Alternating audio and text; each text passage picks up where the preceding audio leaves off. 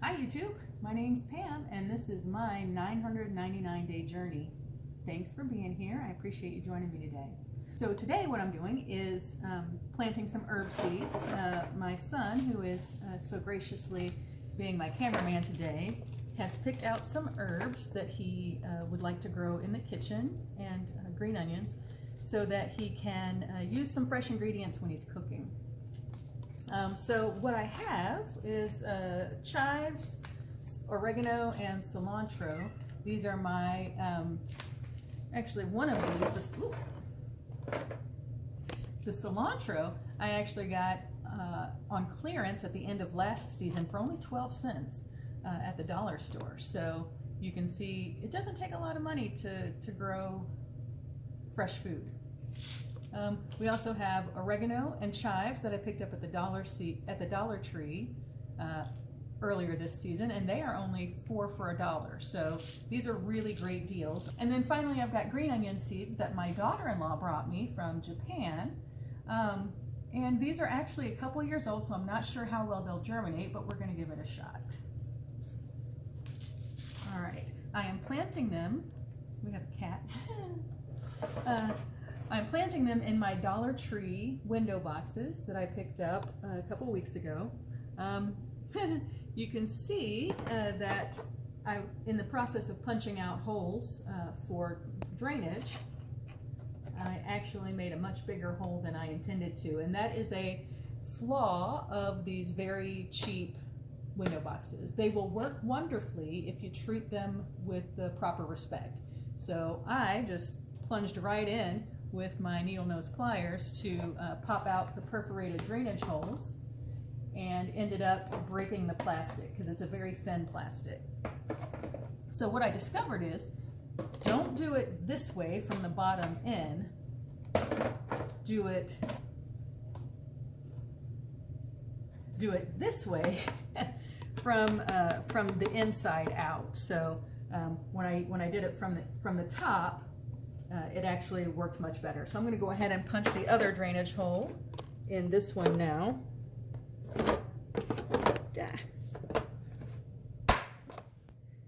And you can see it still popped out a larger portion than we expected, but it's much better than the other one. So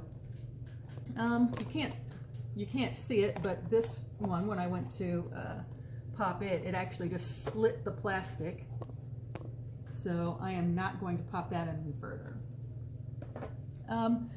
I do have a concern because this hole is so large in this one. So what I'm going to do is I am reusing this little seed starter bag. I bought a bunch of these on Amazon last year, and after all my seed starts died, I dumped them out and decided to reuse them. They are biodegradable. When you plant, because it's this mesh material, if you start seeds in these, you don't have to take them out and disturb the roots when you go to put them in the ground later. So anyway, I have a bunch of these left over from last growing season because all my starts died. And I'm just going to lay this in the bottom of the planter to cover it and keep the soil from falling out when I put the soil in here. I think these other two will be all right. So, and then under them, I just have this old roasting pan that we were actually getting ready to send to the junkyard because it is a little rusty down there, kind of beat up. So rather than send it to the thrift store or the junkyard, we'll use it for this purpose today, and then I'll find something more appropriately sized to put under these when I actually put them on the windowsill in the kitchen.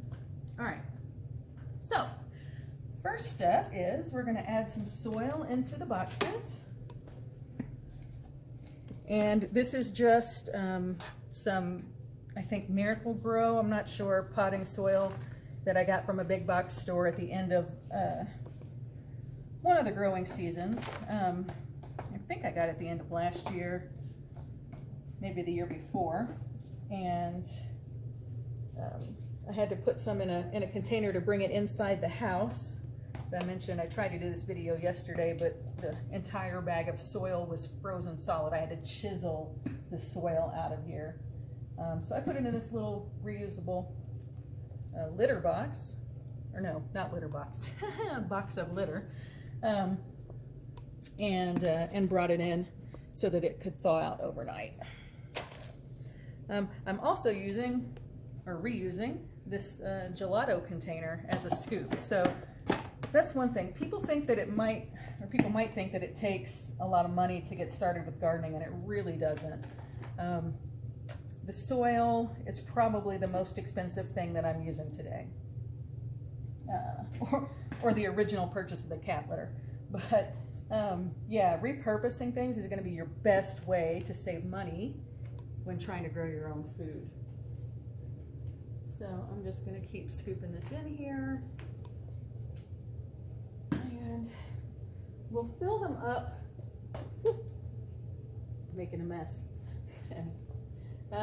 We'll fill these up to about within an inch of the top. And cut these down a little bit. You don't want it super compact, but you don't want it extra fluffy either, because it will settle. And so you want to make sure that you, after it settles, when you water it in, that that there's still enough soil for the roots to grow properly. And yep, all right. So I'm going to speed through this.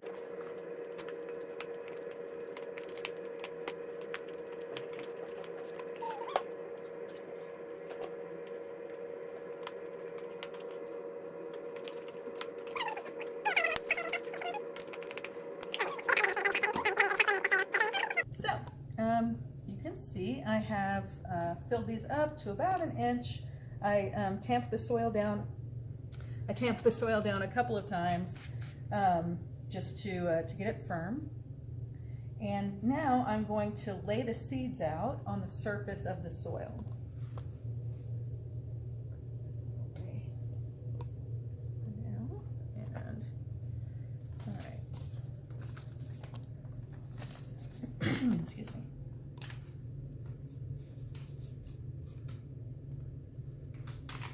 I'm going to put some of these in my hand and let you zoom up on them so you can see how small they are.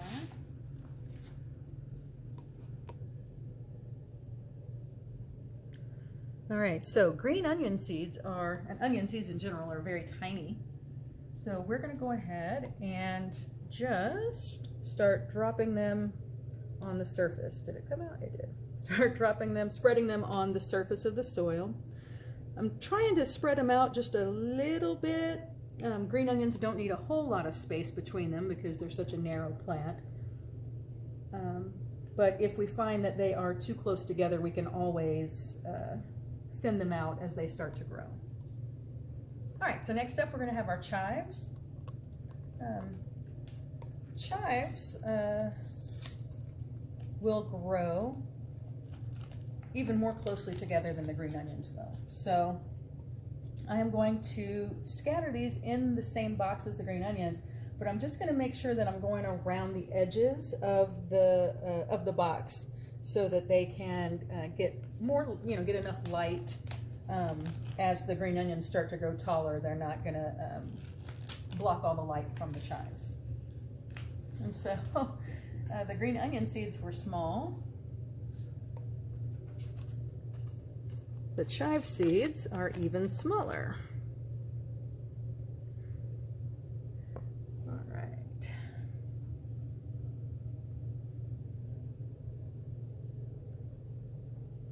Oops.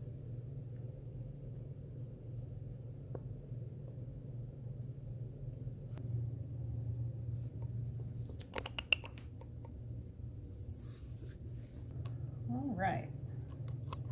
So we've got our chive seeds in and our green onion seeds in. I'm going to go ahead and do the cilantro and oregano seeds in this bucket. And then after all the seeds are down, I will cover all of them with another little bit of soil, just a bit, not too much, and press that down, and then we'll water it in.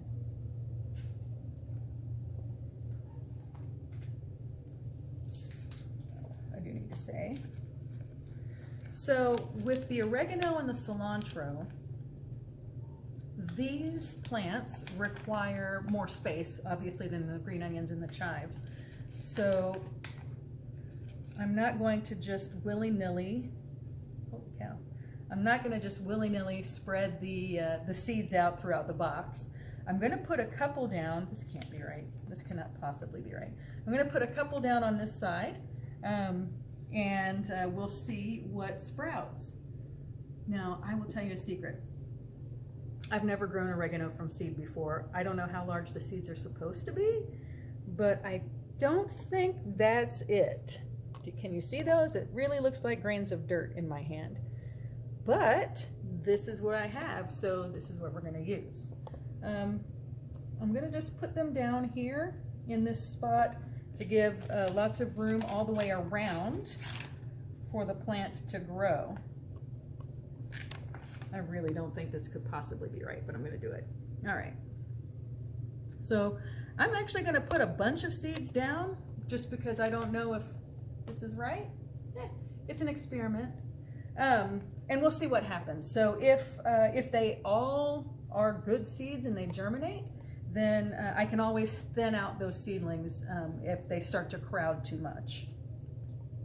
All right, that's the chives. Put that over here. I have a helper.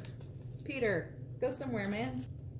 Okay, so with cilantro, when this plant grows, you have to harvest the leaves immediately. So when the leaves are good and looking pretty, that's when you need to harvest all of them. So the way cilantro grows is it grows up and then it dies. So I'm going to plant several cilantro plants and reserve some of the seeds so that when they start to grow, then we can harvest some and move on to the next, and harvest some more and move on to the next. And as I have room, then I can plant some additional seeds in here as well and get those up. They do generally sprout very quickly. And yeah, so I'm just going to put a handful of seeds in here, maybe 5 or 6. You can see this is actually coriander, if you're not aware of that. The spice coriander is actually cilantro seeds. So I'm going to put these here, again, just on the surface of the soil, and spaced out probably about 1 inch to 1.5 inches away from each other. Hopefully they will all sprout. I'm just going to tap them down a little bit. All right, so that is all the seeds down. I'm going to go ahead and cover this up with another light layer of soil, and then we'll get them watered in. So as I was pouring this, I noticed a little large piece of, I don't know what, in the soil. When you encounter things like this, be sure to pull it out just so that it doesn't disturb the growth of the plants. That's especially important when you're growing root vegetables, you know, your carrots and beets and whatnot, because large pieces of residue in the soil will cause those roots to split. All right, so we're just going to spread it out like this. All right, so what I have done, because it wouldn't be me if I didn't forget something, I actually should have watered the soil in before I put my seeds down. So in order to remedy that, what I've done is I've filled this pan with some water inside, and the planters are actually soaking that water up. I can feel the planters getting heavier as the water is sort of leaching up from the bottom. And this is something that you can do, and it's actually a really good method, because the soil will only take in as much water as the plant needs when you water from the bottom up. So yeah, so I've done that, and I'm letting that sit for a while. In the meantime, I am just going to spritz some water on the surface. The reason to do this versus just pouring water in from a watering can, or as I've got here, a kitchen pitcher, is that you don't want to disturb the seeds, especially the smaller seeds. If you just pour a bunch of water in on top of them, they're gonna get moved around. They might get washed all off to one side or the other. So having the more gentle mist will get the moisture there and without sort of disturbing the placement of the seeds. All right, so I have done this. The next thing is to put these in the windowsill and see what happens. I will record a follow-up video soon and let you know when they start sprouting and we start using these in our quarantine cafe. All right, well, that will do it for today. Thank you so much for joining me. I appreciate you being here. I hope that you have a wonderful day wherever you are in the world, and I will talk with you tomorrow. Bye-bye.